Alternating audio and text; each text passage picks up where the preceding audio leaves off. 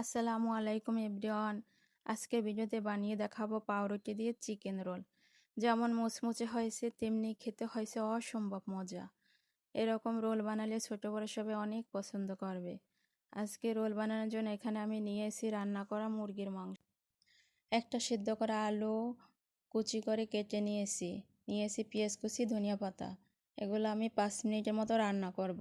চুলায় একটা প্যান বসায় নিয়েছি, দিয়ে দেবো রেগুলার রান্নার তেল, আর দেব একটা তেজপাতা, হাফ কাপ পেঁয়াজ কুচি।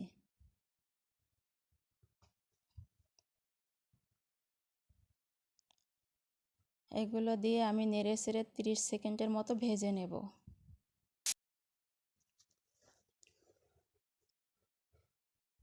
দিয়ে দেব আদা চা চামচ আদা বাটা, আদা চা চামচ রসুন বাটা।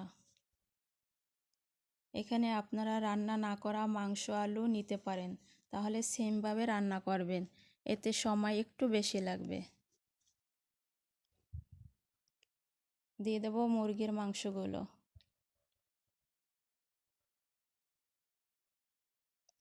দিয়ে আমি নেড়ে চেড়ে 1 মিনিটের মতো ভেজে নেব। এখন দিয়ে দেবো 1/3 চা চামচ মরিচ গুঁড়া, 1/3 চা চামচ জিরার গুঁড়া, 1/3 চা চামচ ধনিয়ার গুঁড়া, আর দিয়ে দেবো আলু কুচি, দেবো একটা কাঁচামরিচ আর চিলি ফ্লেক্স। সবগুলো উপকরণ দিয়ে আমি 1 মিনিটের মতো ভেজে নেব, এতে করে মশলার গন্ধটা চলে যাবে। দিয়ে দেবো অল্প পানি, এতে করে পুরটা আঠালো হবে।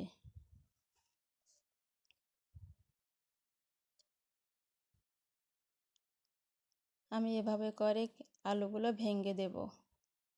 দিয়ে দিলাম ধনিয়া পাতা কুচি, আর দেব স্বাদ অনুযায়ী লবণটা একটু বুঝে নিতে হবে, যেহেতু মাংসটা আমার আগে থেকে রান্না করা। আমার পুরটা হয়ে গেছে। এখানে আমি পাউরুটি নিয়েছি, পাউরুটির 4-5টা কেটে নেব। এভাবে আমি সবগুলো পাউরুটি কেটে নেব।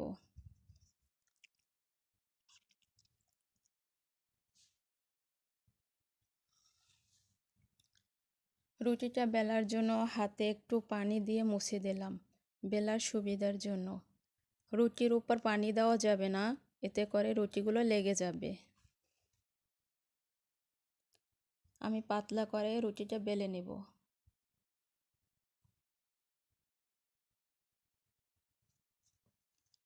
এখন রুটির উপর পুর দিয়ে দেব। আমি রুটির চারপাশে পানি লাগিয়ে নেব, দিয়ে আমি একটা রোলে শেপ করে নেব। পানিটা আপনারা দেবেন যতটা প্রয়োজন হয়। আমি চারপাশটা চেপে চেপে আটকে দেব, যাতে করে খুলে না যায়। এরকম করে সবগুলো বানিয়ে নেব।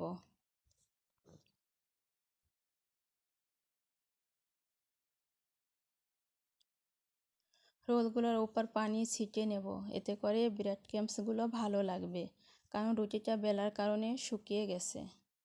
আর এই ব্রেড ক্রাম্বসগুলো আমি ঘরে বানিয়েছি। এভাবে করে সবগুলো রোল মাখিয়ে নিয়ে আমি 5 মিনিটের জন্য রেস্টে রেখে দেব। চুলায় একটা তেল সহ প্যান বসাই নিছি, গরম হয়ে গেছে। এখন আমি রোলগুলো দিয়ে দেব। মিডিয়াম আঁচে গোল্ডেন কালার না আসা পর্যন্ত ভেজে নেব।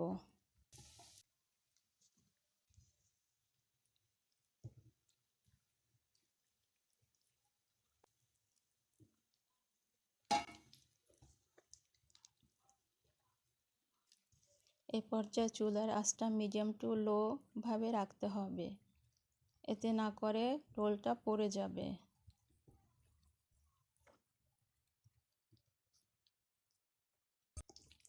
আমার সবগুলো রোল ভাজা হয়ে গেছে।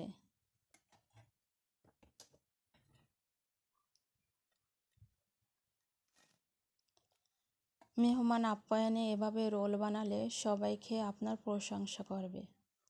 খেতে কিন্তু অসম্ভব মজা হয়েছে। আমার ভিডিওটি ভালো লাগলে লাইক ও সাবস্ক্রাইব করে পাশে থাকবেন।